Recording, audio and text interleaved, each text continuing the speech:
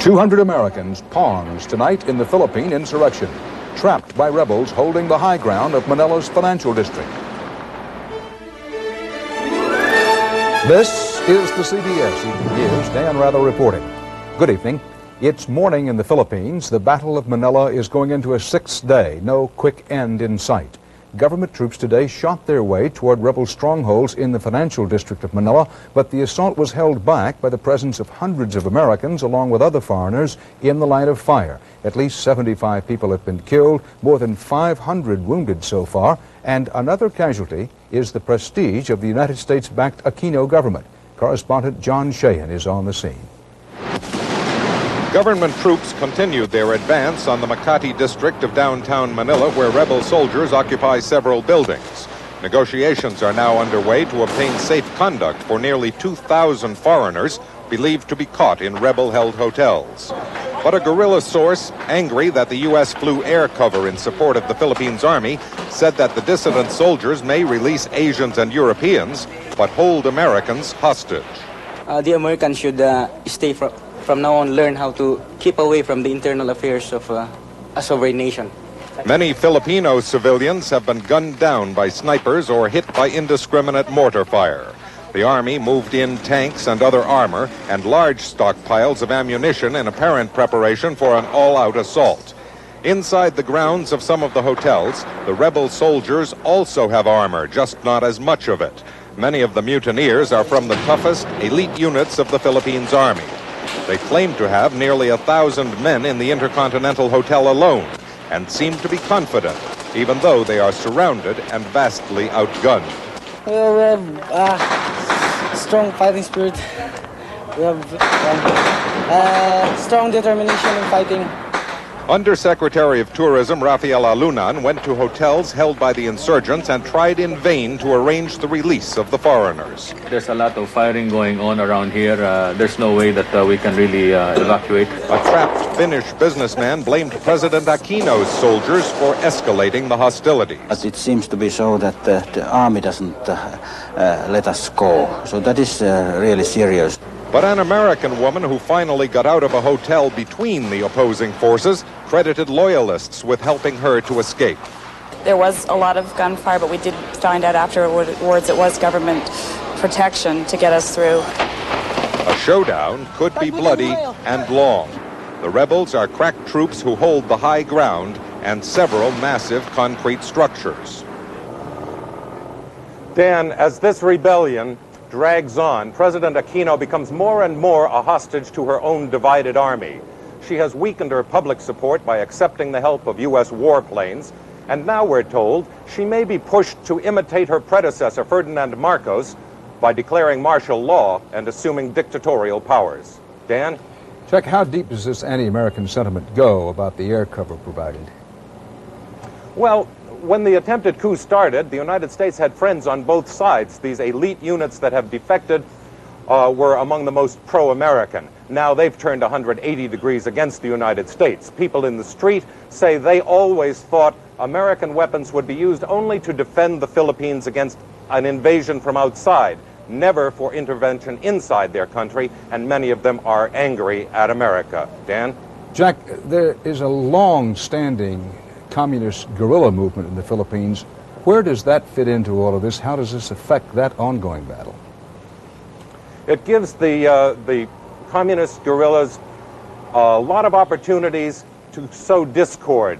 When bombs go off now in Manila, the authorities aren't sure whether they are planted by rebel soldiers or whether that's the communists taking advantage of the situation. Chaos can help them. John Shane in Manila, thanks. Updating the situation on the ground in Manila now, the rebels seized more than 20 high-rise buildings on Saturday when they moved into the financial district of Manila. They're still holding about a dozen of those, including the Intercontinental and 3 other hotels. The government strategy is to try to drive them out of one building at a time. Hundreds of civilians fled those buildings today, taking their chances on getting to evacuation centers. Now, those are at the U.S. compound near the embassy, which is above the financial district, and then also the Philippine Plaza Hotel, which is just outside the financial district on the lower side. Not far away, American troops are pouring into the big U.S. naval base at Subic Bay, protected by Clark Air Base. This indicates President Bush's concern over the safety of Americans in Manila. Our Pentagon correspondent David Martin is standing by with more on that. Most of a Marine amphibious ready group with some 2,000 Marines is now in port at the Subic Naval Base or just off the coast. If Americans have to be rescued, the Marines could be flown into Manila by helicopter very quickly. In addition to the Marines, 2 aircraft carriers are standing off the coast, but as of this moment, there is no indication that those or any other American forces are about to be sent into action. There is great reluctance within the Bush administration to do anything that would smack of U.S. intervention, for fear it would add to the perception in the Philippines that Mrs. Aquino is an American lackey. The administration already has intervened once last week when Air Force jets were sent over Manila, and U.S. officials say to act again would make her look even worse. David Martin, CBS News, the Pentagon. The Bush administration says it's concerned about the 200 or so Americans trapped by the fighting in Manila, but does not consider them hostages. And despite reported warnings from some rebels that the Americans will be prevented from leaving or even killed, the State Department says U.S. citizens face no specific threat. There is no indication that we have that Americans have been the targets of attacks. President Bush called Mrs. Aquino last night to express his concern. The White House says she assured him her army would exercise caution in trying to free the Americans and other civilians trapped by the fighting. Despite the rebel occupation, U.S. officials maintain that the Philippine military has the situation under control, and they say there have been no further requests from the Aquino government for U.S. military assistance. This is essentially their fight that they are carrying out. U.S. officials have avoided labeling the rebels as terrorists, since that would suggest that they had plans to intervene militarily, as they were prepared to do a couple of weeks ago in El Salvador. Sources do say that President Aquino has been told, if you need more military help, just ask. But the hope here is that the foreigners will be released through negotiations. And in fact, there are unofficial reports from Manila this morning from Americans calling out of their hotels that the evacuations may be already underway. Dan? Thanks, Bill. And still to come on your CBS Evening News, Wyatt Andrews on charges that if there was a winner at the summit, it may not have been President Bush. And Susan Spencer on a new cure for an embarrassing childhood problem.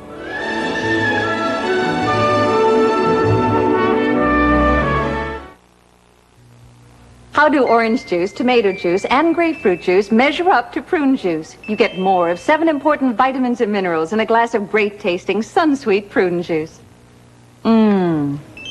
Sunsweet. Here's to your health. Shoot some slices, shoot some shreds, shoot some salad. Salad, salad, salad shooter. Presto Salad Shooter Slicer Shredder. Point and shoot right where you want. Clean up easy, dishwasher safe, store anywhere. Salad shooter. Now cordless rechargeable too.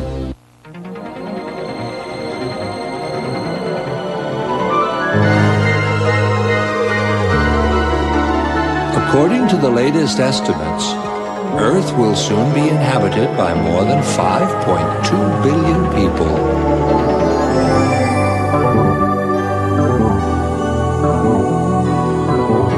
Where will they all fit?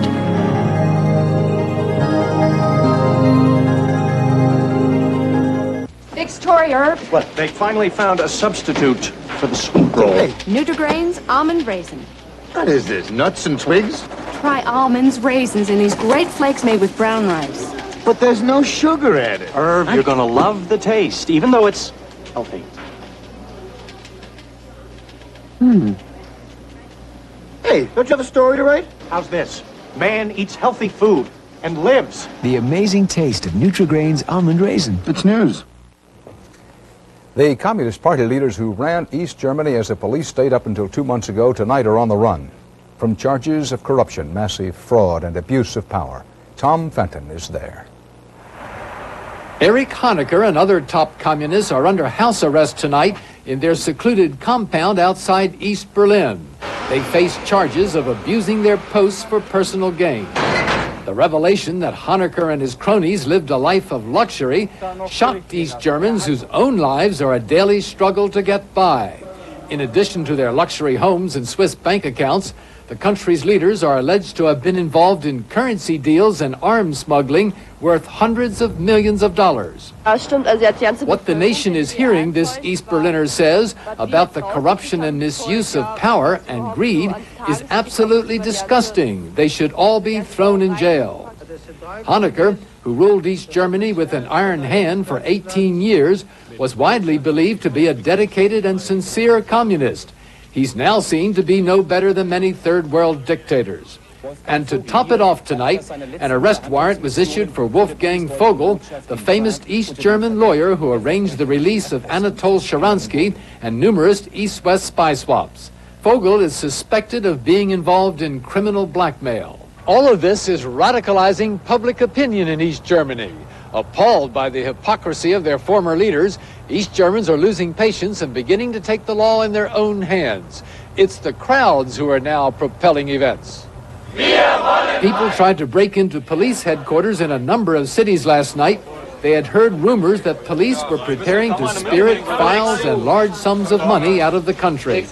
Tonight, the entire top leadership of the State Security Service resigned.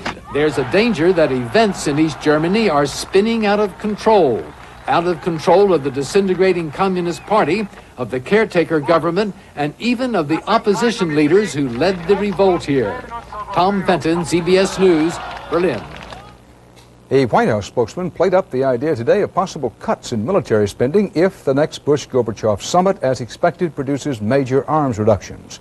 President Bush and his operation are trying to play down reports of any disagreement about the results of the Malta summit, but there are clearly different points of view, even between the president and his own hand-picked number two.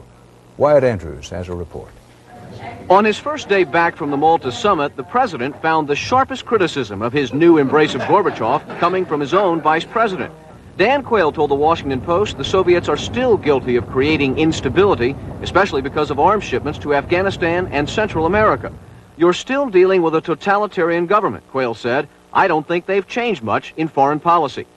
The president has said he thinks the Soviets have changed. On Sunday, he praised the Soviets for their policy in Lebanon and gave Gorbachev credit for encouraging events in the East Bloc. There is enormous respect and support for the way he has advocated peaceful change in Europe. The White House tried to write it all off as a difference in rhetoric, not policy. But Quayle gave voice to conservative critics who say the president went overboard in praise of Gorbachev.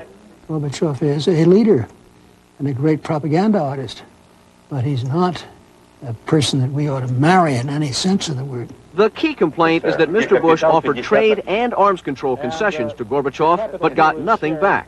He didn't have his eye on the ball, and to the extent that he made concessions, he did not get something worth them in return. Most galling to the conservatives is that the president said he believed Gorbachev's claim he wasn't sending arms to Nicaragua. And he's described them as our Soviet friends, even at the moment that they're making representations that are simply wrong. The vice president's office said today that Quayle stands by his skepticism of Gorbachev, and administration officials said Quayle sees his role here as the conservatives' voice of conscience in the White House, and that the president can live with that. Wyatt Andrews, CBS News, the White House. A 28-year-old American church worker appeared before a military court in El Salvador today to face charges that she hid weapons for rebels fighting the government. Jennifer Jean Casolo of Connecticut was arrested a week ago when Salvadoran troops raided her home and allegedly found a huge cache of explosives and ammunition. Her lawyer, former U.S. Attorney General Ramsey Clark, said she would plead absolutely not guilty.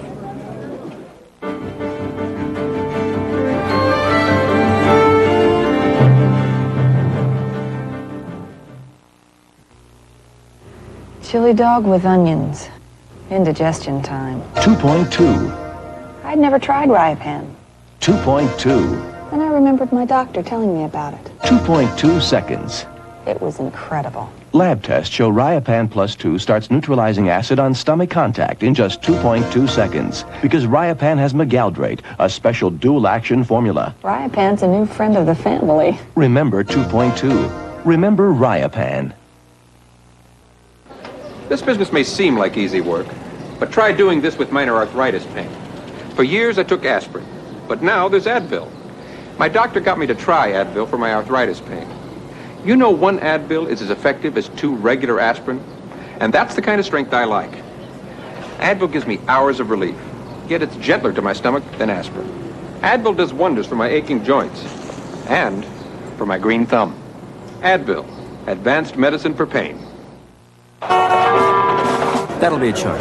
We interrupt this purchase for a reminder. Don't forget, Santa.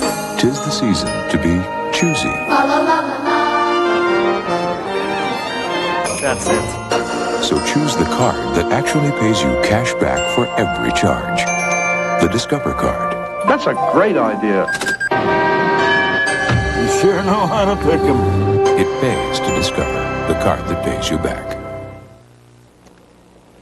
A frightening conclusion today from experts looking into the November 27th crash of a Colombian jetliner that went down shortly after takeoff from Bogota. They now say it was not an accident. It was apparently a bomb. CBS News correspondent Rita Braver reports on the suspicion and the fear that it was the dirty work of Colombia's cocaine criminals. Security has been tightened at airports all over Colombia, as Colombian and U.S. officials said today a bomb caused the crash of a Colombian airliner last week, killing 111 people. The technicians involved in the investigation say the crash was caused by criminal hands. Investigators from both countries have determined an explosive device was placed in the passenger compartment in a seat near the fuel tanks of the Avianca jet. Officials of both countries stress that so far they have found no evidence that links the bomb directly to drug traffickers, although they believe that is a likely scenario. After the crash, a man called a Colombian radio station to claim it was the work of the drug cartel. Since the Colombian government has been sending drug operatives to the U.S. to stand trial, the drug rings have assassinated at least 30 people, including a judge killed today. Hundreds of others have been injured. But if the bombing is proven to be the work of the drug lords, it would be the first time they have bombed a plane. Let's ask ourselves, who else in Colombia would have had the motive, the means, and the opportunity? And we don't come up with any other candidates. And though U.S. officials are cautious about speculating, they worry that the bombing could signal a dangerous escalation of the drug war. Rita Braver, CBS News, Washington. Confirmation today that government experts have been sorting through official photographs of White House events from the Reagan years. Correspondent Terrence Smith reports it isn't to prepare a Reagan retrospective. It's apparently part of an IRS investigation into whether Nancy Reagan owes back taxes. Nancy Reagan's elegant ball gowns used to be the talk of Washington. Now they've caught the attention of the Internal Revenue Service. The IRS is examining whether the Reagans owe back taxes on hundreds of thousands of dollars worth of designer dresses that Mrs. Reagan borrowed or received as gifts during her years in the White House.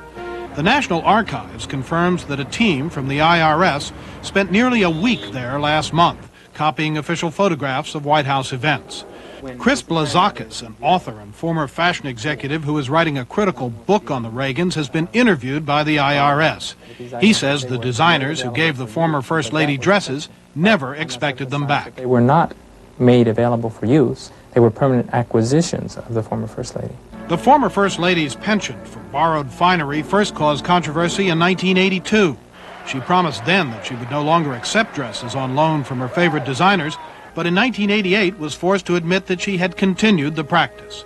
Should the Reagans have reported the loans or gifts as income? It should be reported on return. And for any of the gowns that were kept, They would be income, clearly income, to the full value. the current First Lady today had a one-word comment. And what do the Reagans think? A spokesman said he had not discussed the issue with them, and their tax attorney did not return repeated calls to his Los Angeles office. Terrence Smith, CBS News, Washington. International Business Machines Corporation, IBM, the world's largest computer company, today said it will cut 10,000 jobs in the United States by the end of next year. The company said the cutback will be accomplished without layoffs through employee buyouts and restricted hiring. IBM said the cutbacks result from sluggish growth in the domestic computer market.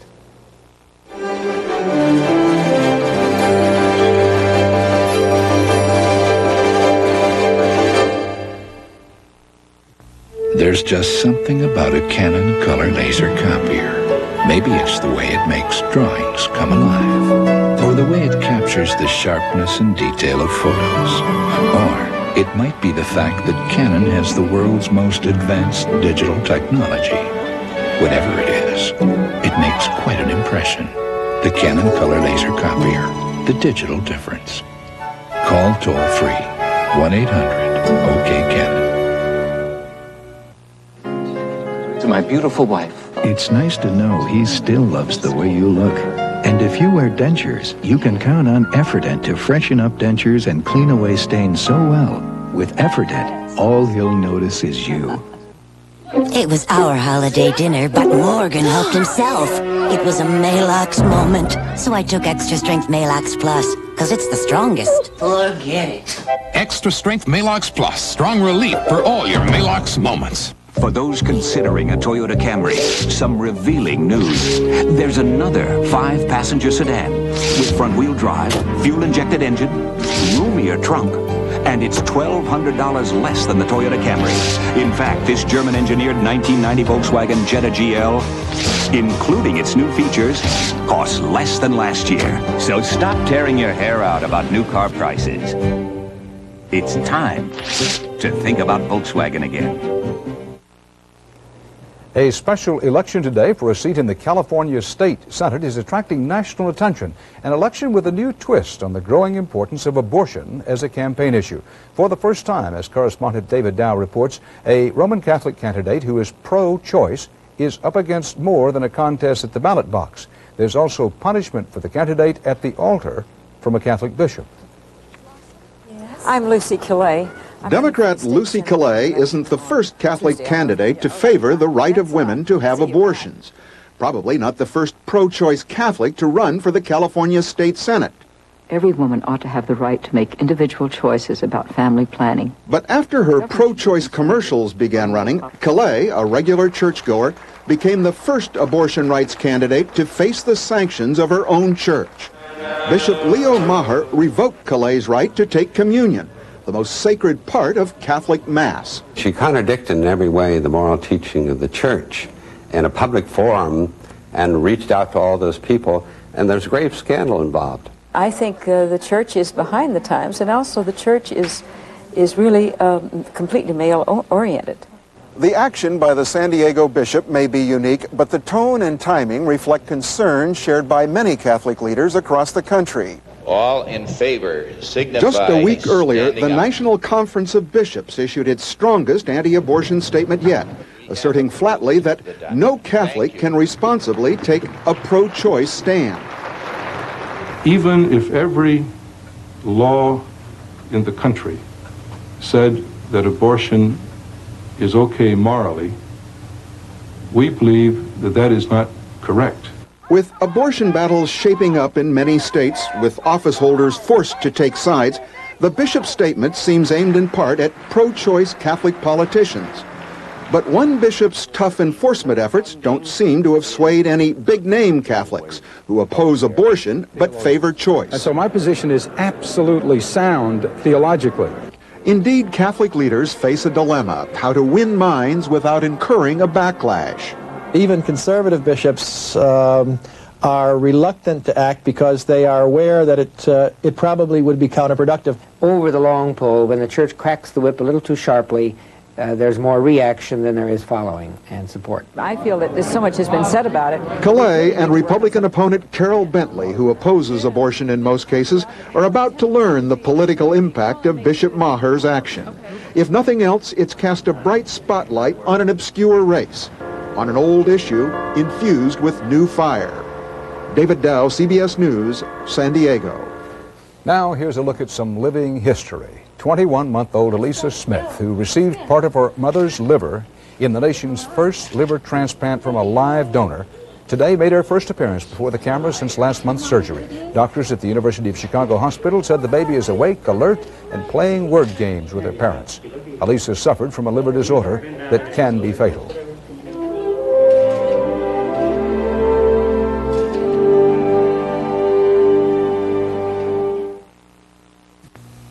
There are very few guarantees in medicine. But if you have arthritis pain like I do, you should know about Mediprin and the Mediprin guarantee.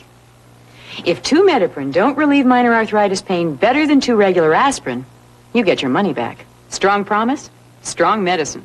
The medicine that concentrates the power of ibuprofen into these potent little caplets.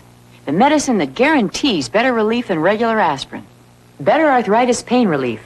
That's the Mediprin guarantee. Succulent shrimp primavera. Juicy barbecued chicken. Luscious pot roast. Watching your cholesterol? Instead of saying goodbye to food like this, say hello to this. Stouffer's new Right Course. Baby, it's alright. Baby, it's Right Course. 11 great-tasting entrees with controlled amounts of cholesterol, fat, and sodium. Right Course. One taste, and you'll know Stouffer's got it all right. You'll never guess what we're baking for breakfast. It's made with whole oats, plus raisins, nuts, and spices. It's a cereal. New Oat Bake, a nutritious new oat cereal from Kellogg's. It's the only whole oat cereal that's baked, for a rich taste you won't find in any other oat cereal. New Kellogg's Oat Bake, the whole oat cereal with the crunchy baked taste. And now it's time for a bedtime story. It's about a problem that can inspire laughter or anxiety or humiliation. And it just might be a big help for a child you know. CBS News medical correspondent Susan Spencer reports. Say wet the bed and people laugh. But even Hollywood has understood that this most embarrassing problem can be devastating, both for kids who can't stop, up to 7 million of them, and for their parents. He feels bad enough now. He does not. If he did, he'd stop. He's just lazy, that's all. Just too damn lazy to get up and use the toilet. Not so, say the experts, who now attribute most of these problems to a physical cause. We now have some evidence that in youngsters that wet the bed, they may not show a normal rise in a hormone that controls water balance. The government has just approved a way to keep that hormone at a normal level, a nasal spray called DDAVP, which worked in 2/3 of the kids tested. It can be a single dose at night, and it will help the child to build up that antidiuretic hormone level, will help the youngster to stay dry all night. Solving this problem goes well beyond comfort. Surveys show that most families don't seek help, and that 1/3 of the parents of children who wet the bed respond with discipline, sometimes with violence and physical abuse. And as the company that makes the spray is eager to point out, there is the matter of the child's own self-esteem. He was a terribly unhappy child. He was frustrated. He would get angry fast. Felt like a baby, because babies mostly wet and older kids mostly don't. The new nasal spray for children is available only by prescription at about $1,000 for a course of treatment. For those it helps, though, it may seem a small price to pay. Susan Spencer, CBS News, Washington. And that's part of our world tonight. Dan Rather for the CBS Evening News. See you tomorrow. Good night.